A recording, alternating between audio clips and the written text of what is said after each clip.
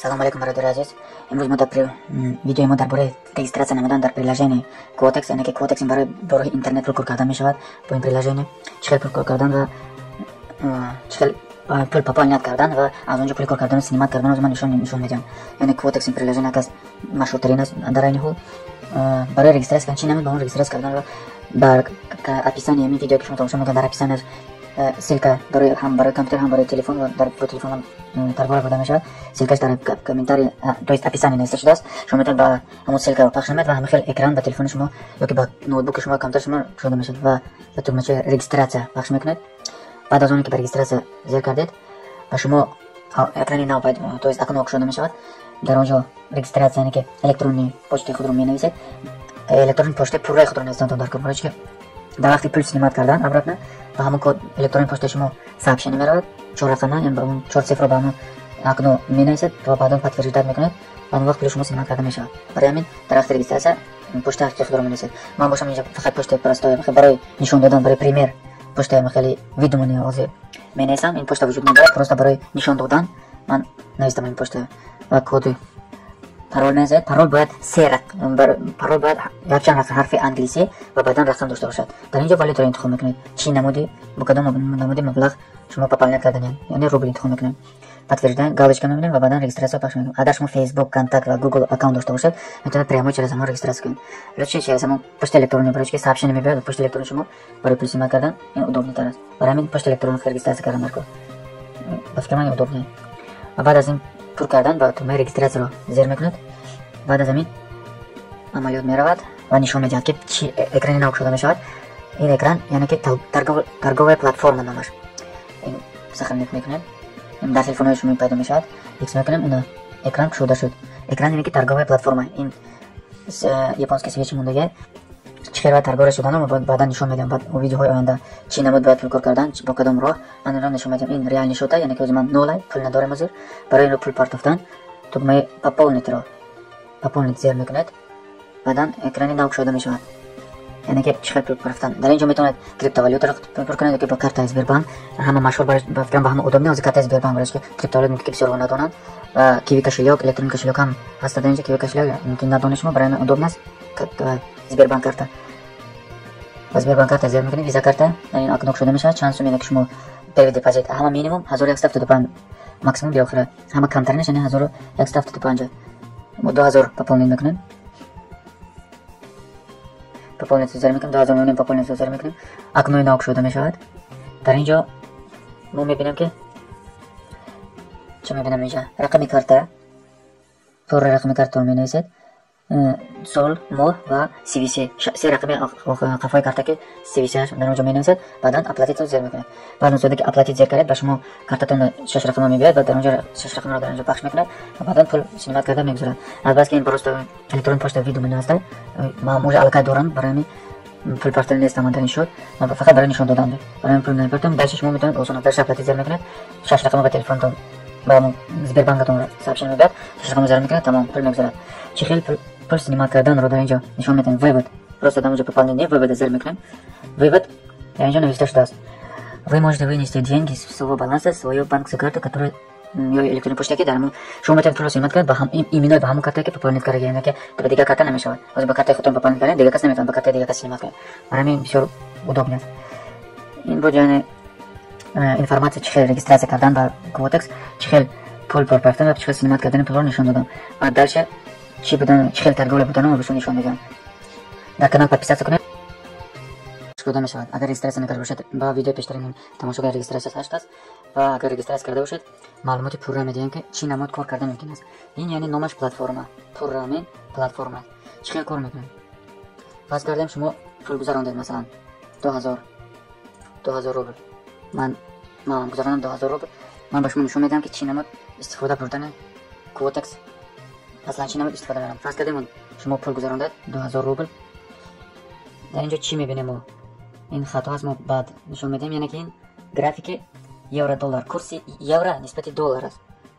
фарқияти курси евро нисбати доллар. графики нархҳо фарқ карда мешавад.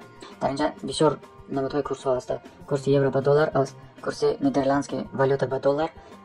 фарқияти байни курсҳо, яъне ки қурби аз ор аст фарқияташ. дар инҷо бошад این ایندیکاتور است ولی رو بعد نشون میدیم.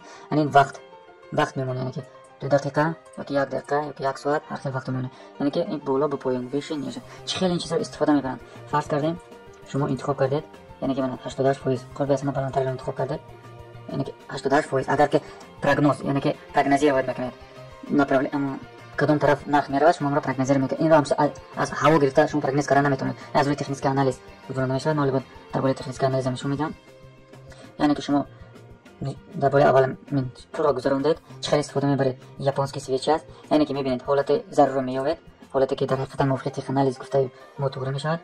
میمونه مثلا $2000 10% از 10% پول، یعنی که 200 روبل میگیریم. میگیم که این همین سویچ یک مینوت ما میگیم که در دوام 1 دقیقه همین نرخ از بس که اورگن سپریتیلین است 2 دقیقه دا پایین میره، یعنی که ازدیاکا موجه شده شد.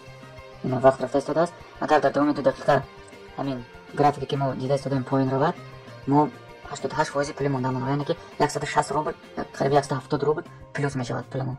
فول کار میکنیم، یعنی که 88% 100 روبل مونیم 88 روبل پلوس میشه. 200 روبل مونیم 176 روبل پلوس میشه. چیستا پلوس، یعنی که مزدل که ذکر کردن فقط از ما چه میرد همین وقت رو نگاه کردن که در دوام 2 دقیقه همین گرافیک که میبینیم از همین نقطه که خطی که سرخی که ما میبینیم این 2 دقیقه از همین پایین رود. فرق ندارد در اینجا میشه در اینجا که در اینجا باشد ما پلوس میشیم، اگر همین خط بالا باشد ما مینوس، یعنی که وای میتیم پولمون رو.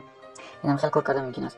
این کازینو نیست، این یا که لاترین بلیت نیست که اون $2000 بلیت خریدش دکرشنه که یا که میگادد. این خیلی نیست، این روی استراتژی استفاده میبره، یعنی که استراتژی ترند میشود. لینی ترند مثلا استفاده میکنه.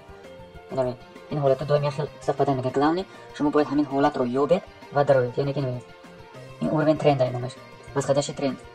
همین دیدید همین حالت رو که مثلا اینا برومد فرماد همین خط زد دو بالا میبره، همین خط میزنه دو بالا میبره. دیدید همین حالت رو بس خداش ترند. همین حالت رو میابید در همین جا همین نقطه دا ورخ میزنید 1 مینوت شما برد میکنید.